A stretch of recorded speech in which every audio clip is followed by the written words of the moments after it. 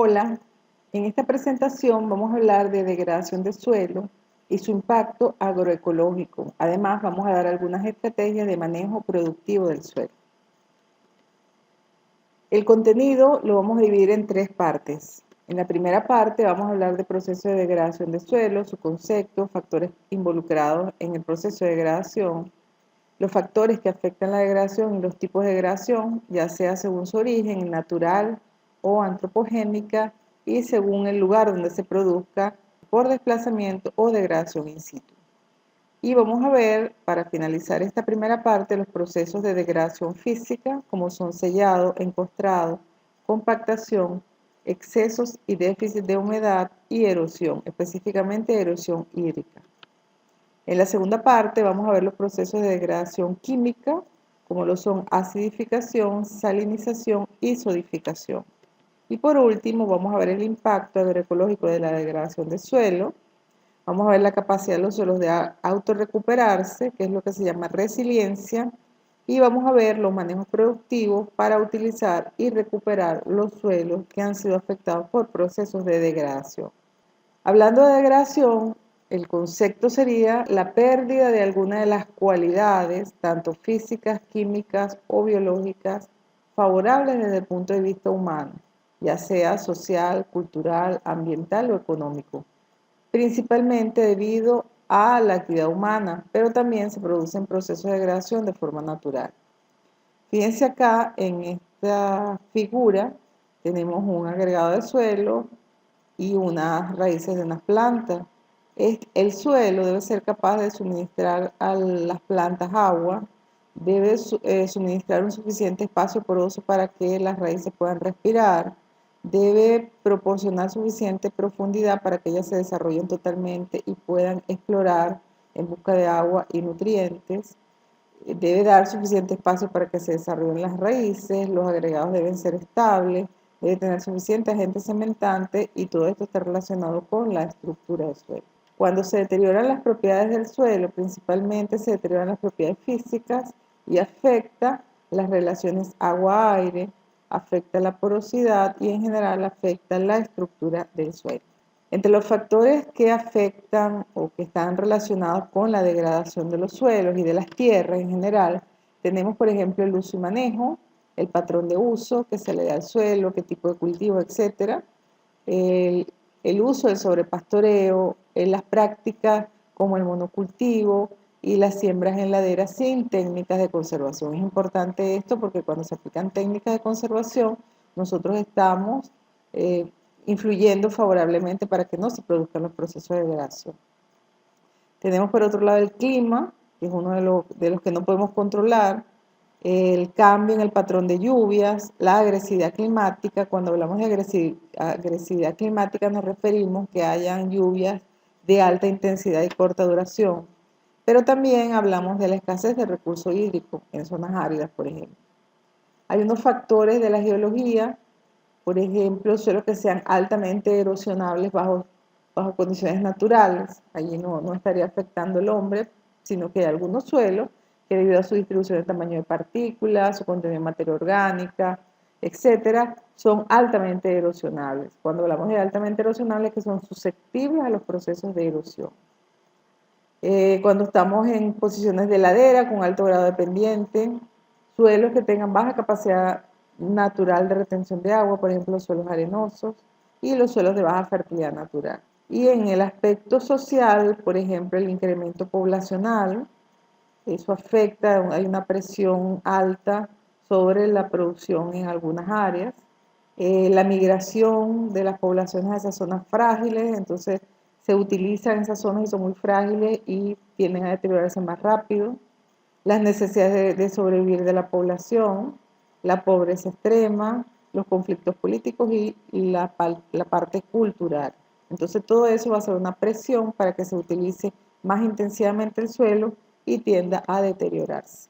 Entre los tipos de degradación de suelo, según su origen, la degradación puede ser natural, es una degradación que se va produciendo sin la intervención del hombre a lo largo del tiempo, pero tenemos la antropogénica, que es la que se produce por las actividades humanas.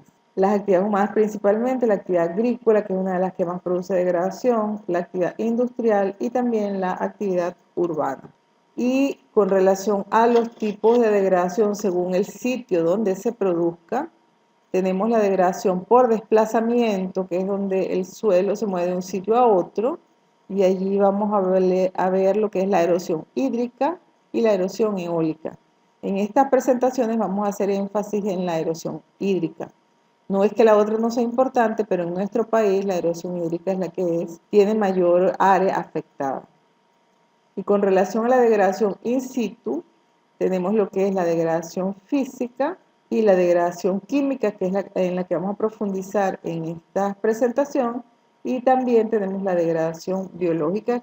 Vamos a ver acá, fíjense en este gráfico, hablando de la degradación antrópica, cómo las intervenciones humanas han provocado degradación de suelo.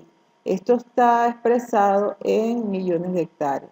Entonces, fíjense en el gráfico que tenemos como principales causantes de la degradación antrópica la deforestación y explotación de bosques, que tiene unas 574 millones de hectáreas, y el principal puesto lo ocupa el sobrepastoreo, que tiene 679 millones de hectáreas.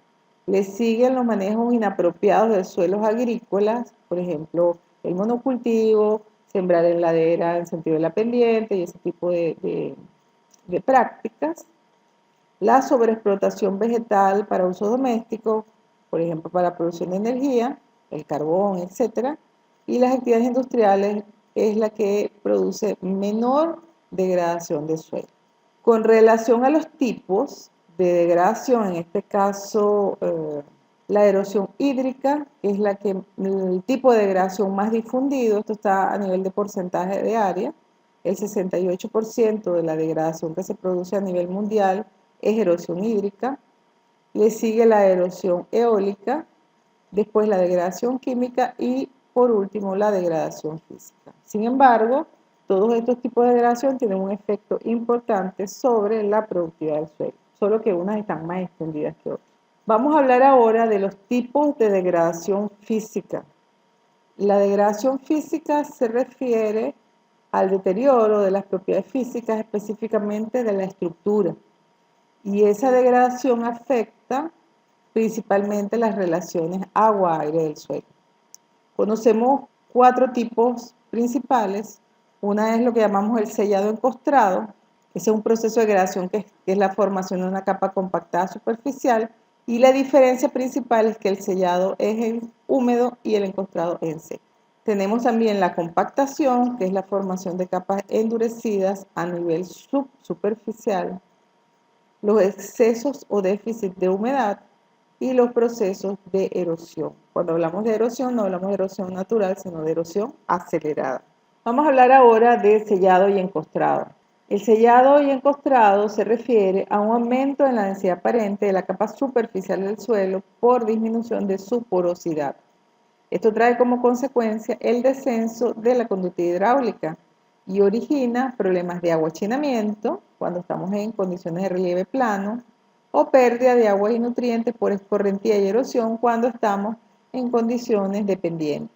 Ahora, cuando el suelo está húmedo se llama sellado y produce esos efectos ya sea de agüechinamiento o pérdida de agua y nutrientes por erosión, pero cuando esa capa se seca produce una limitación a las emergencias de las plántulas y en ese caso hablamos de encostrado.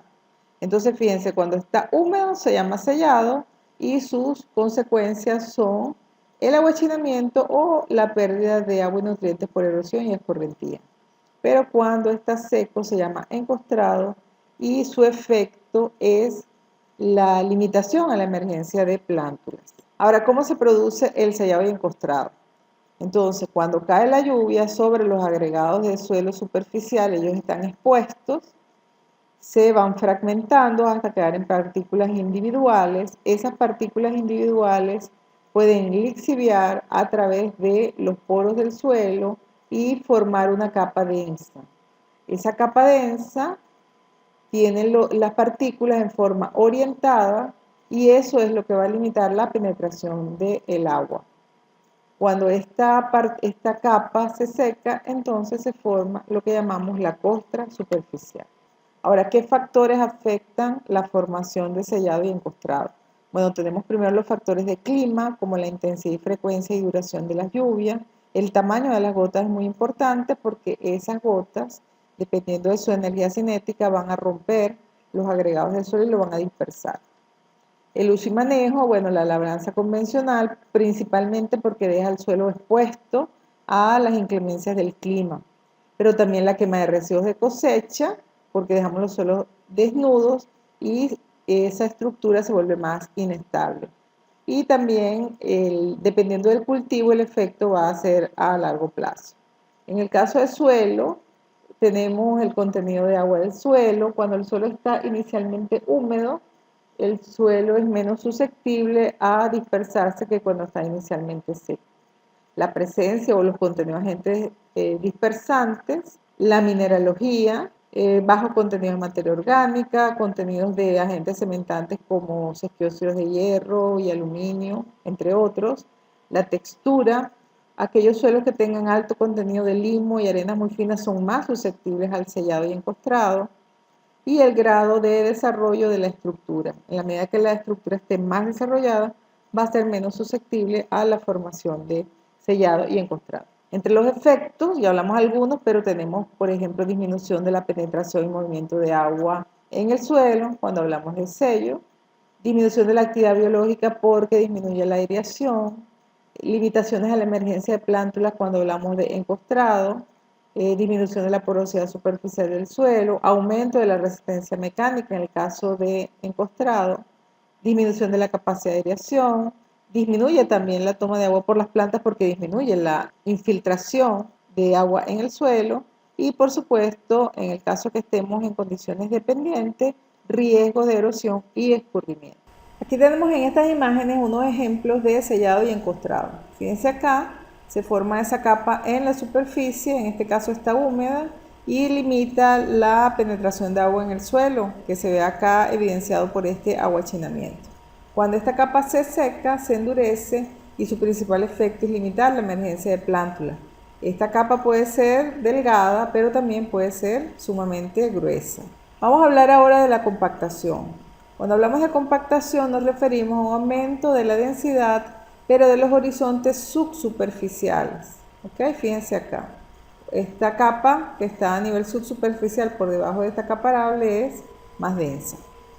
Esto es debido a la disminución del volumen de poros y generalmente es causado por fuerzas que actúan sobre la superficie del suelo y se transmiten hacia el interior de la capa arable, debido a labores excesivas, por ejemplo, pero también debido al sobrepastoreo. Entre las principales causas tenemos causas naturales, como la compresión natural de las partículas del suelo en el proceso de formación. Hay suelos que tienen tendencia natural a la compactación.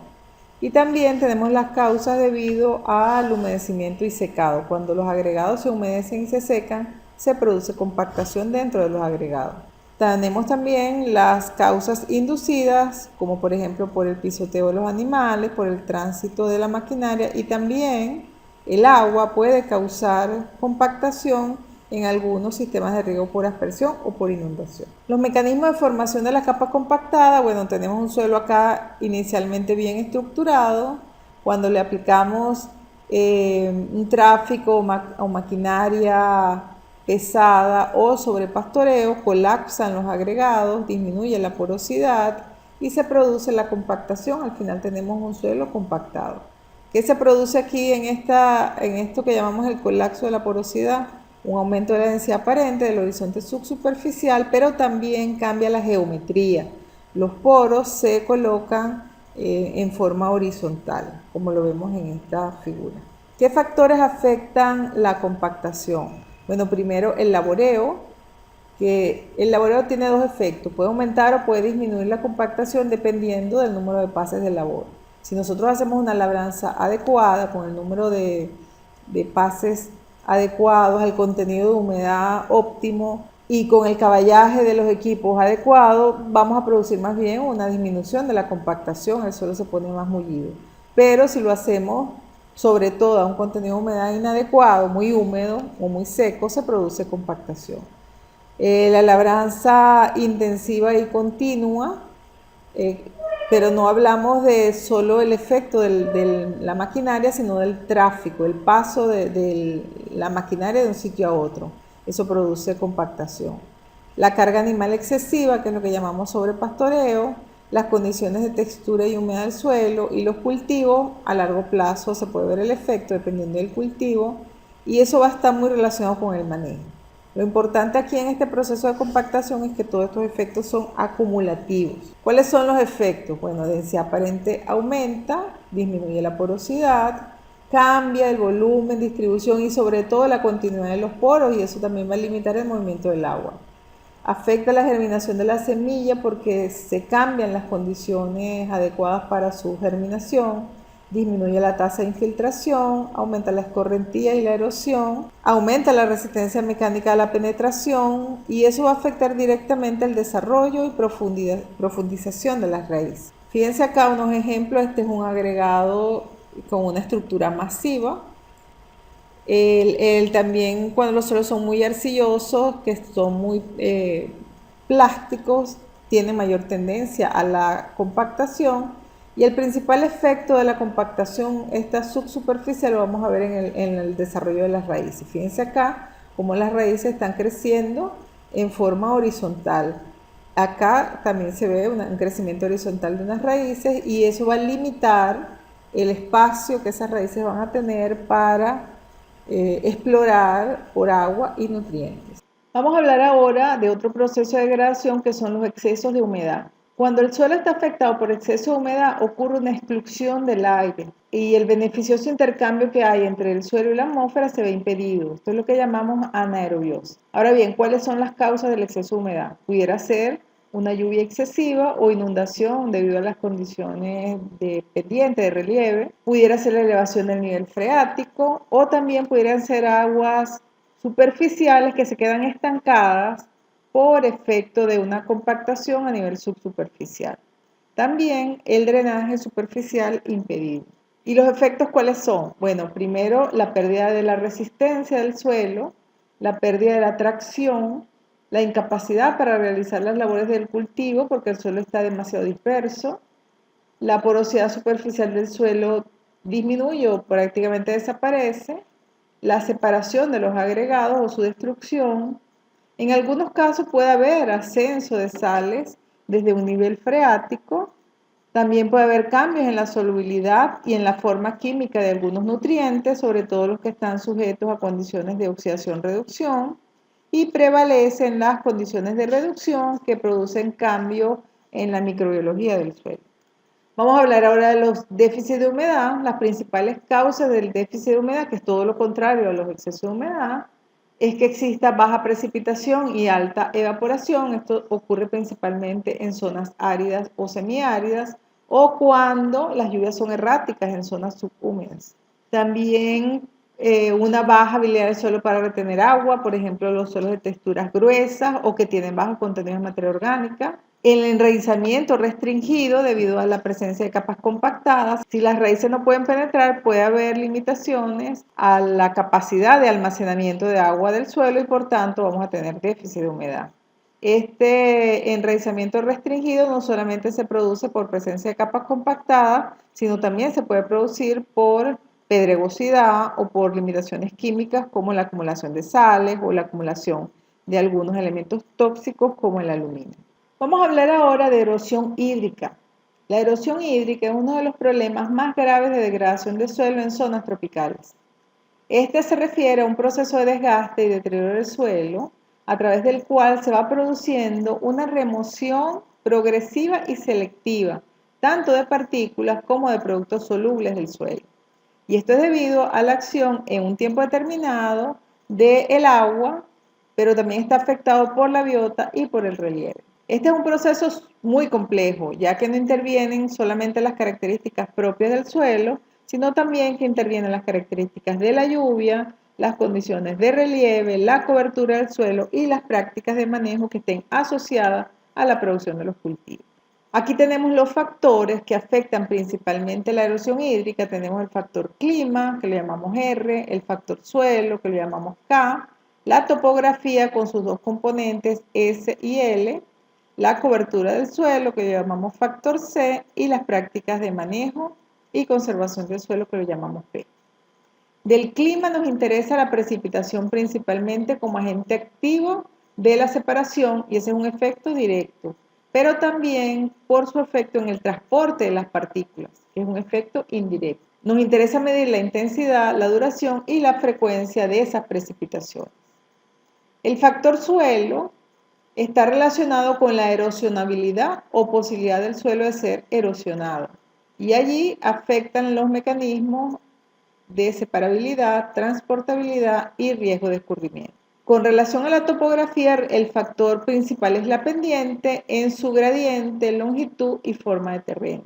La cobertura, de la cobertura nos interesa la arquitectura, la densidad de plantas y la velocidad de crecimiento, porque en la medida que haya más cobertura hay menores posibilidades de que se produzca el deterioro del suelo. Y en las prácticas de manejo también, en la medida que apliquemos más prácticas de manejo, va a disminuir las pérdidas de suelo por erosión hídrica. Entre algunas prácticas de manejo tenemos, por ejemplo, la siembra en contorno, la siembra directa, el uso de mulch, barreras vivas, cultivos en franjas, etc. Una ecuación que se ha usado para estimar las pérdidas de suelo bajo determinadas condiciones es la ecuación universal de pérdida de suelo.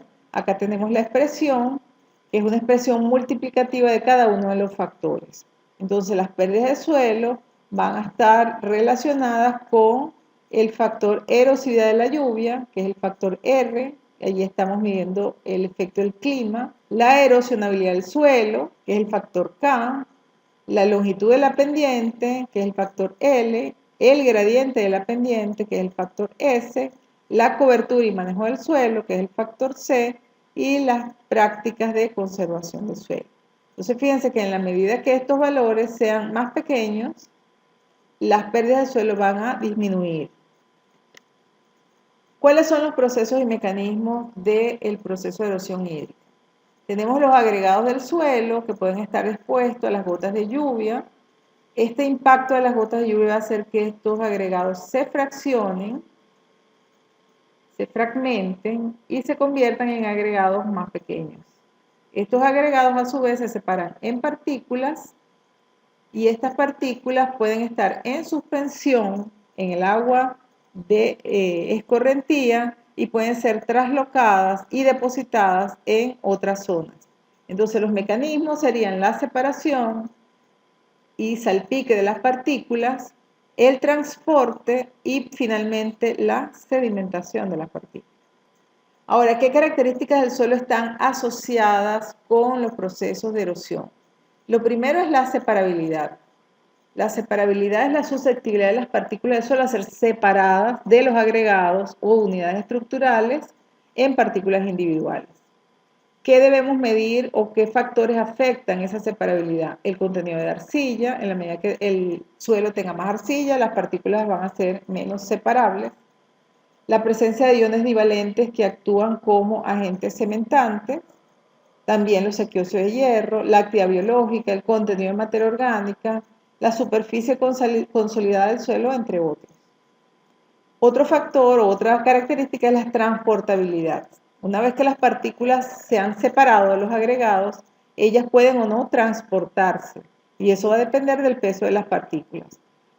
Entonces, las partículas que son más pequeñas, menos densas, son las más transportables. ¿De qué va a depender esa transportabilidad? De la distribución de tamaño de partículas, de esas partículas primarias o secundarias, porque a veces se pueden perder también los agregados si son pequeños, del contenido de materia orgánica y de los agentes cementantes. Y por último tendríamos el riesgo de escurrimiento. Ahora, este riesgo de escurrimiento es una característica del suelo y no está relacionada con la pendiente. Va a depender más bien de la propiedad del suelo de permitir que el agua penetre en lugar de escurrirse. Está relacionado con aquellas propiedades que promueven una baja o alta tasa de infiltración en el suelo, como por ejemplo la distribución de tamaño de partículas, tanto primarias como secundarias, el drenaje interno, la presencia de algunos estratos impermeables o la conductividad hidráulica general del perfil. Ahora vamos a ver algunos tipos. Por ejemplo, tenemos la erosión física, o también llamada por enlodamiento. Acá el suelo simplemente se separan las partículas, pero no se transporta, sino que se quedan en el mismo sitio. Allí rellenan los poros, producen una compactación superficial y simplemente se forman como un lodo en la superficie del suelo. Tenemos la erosión de fertilidad, que acá lo que se produce a veces es imperceptible, pero se produce una pérdida selectiva de partículas pequeñas relacionadas con la fertilidad del suelo, como son las partículas de arcilla y de materia orgánica. Esto generalmente ocurre en suelos de texturas gruesas y de pendientes muy suaves. Como les dije, a veces es imperceptible porque se están perdiendo en forma selectiva partículas y no masa de suelo. Tenemos por otro lado la erosión en surco, como la que ven acá en esta figura. Acá lo que ocurre es que se produce un flujo concentrado en los surcos, pero de poca profundidad, y ese flujo va arrastrando material, transporta sedimentos de un sitio a otro. Tenemos la erosión laminar, que es una erosión o una pérdida uniforme de una pequeña capa de suelo por el flujo de escorrentía, o también pudiera ser por el salpique de las gotas de lluvia. En este tipo de erosión, el principal efecto es que se disminuye la profundidad efectiva. Fíjense, por ejemplo, en esta figura, cómo esta pequeña hoja de cactus protegió la superficie del suelo, en este caso del impacto, pero alrededor de esa zona protegida se perdió toda una lámina del suelo. El otro tipo de erosión es la erosión en cárcavas. Esta es una fase más avanzada de la erosión, donde se generan canales y zanjas, pero más profundas que las que vimos en surco. Y este tipo de erosión no puede eliminarse a través del laboreo y en algunos casos separa, fragmenta las parcelas que no se puede pasar de un sitio a otro. Tenemos otro tipo de erosión que es la formación de túneles o canales subsuperficiales. Esto ocurre muchas veces por efecto de que hay flujos subsuperficiales del agua. A veces va acompañada de erosión laminar y muchas veces está asociada a obras de infraestructura, carreteras, que no toman en cuenta los flujos naturales del agua y se producen esos flujos subsuperficiales. Tenemos la erosión en masa o derrumbes o deslizamiento. Acá se pierden grandes masas de suelo debido al efecto de la gravedad cuando el suelo se satura. Un ejemplo típico de este tipo de erosión en masa es lo que ocurrió en la tragedia de Vargas en el año 99, también en la tragedia de Limón en el año 87. Allí el suelo llega a su punto de saturación, pasa de su límite plástico a su límite líquido y dependiendo de las condiciones, muchas veces incentivado por el peso de la vegetación, entonces fluye como una colada de barro sobre alguna superficie más estable. Y por último tenemos el proceso de solifluxión o hundimiento. Acá lo que se produce es un deslizamiento que afecta a una masa de barro que se desplaza también sobre un basamento un poco más estable. Esta solifluxión pudiese ser generalizada cuando se produce en toda la ladera o puede ser localizada como la que vemos en la foto y es lo que se llama también cicatrices de despegue. Este proceso de solifluxión es un poco parecido a la erosión en masa, pero es un poquito menos pronunciado. Entre los efectos de la erosión hídrica tenemos la pérdida de partículas finas, porque hablamos que hay una pérdida selectiva de arcilla y materia orgánica, que son las partículas más transportables. También el afloramiento de capas de suelos con ciertas limitaciones, capas compactadas o con alguna limitación química.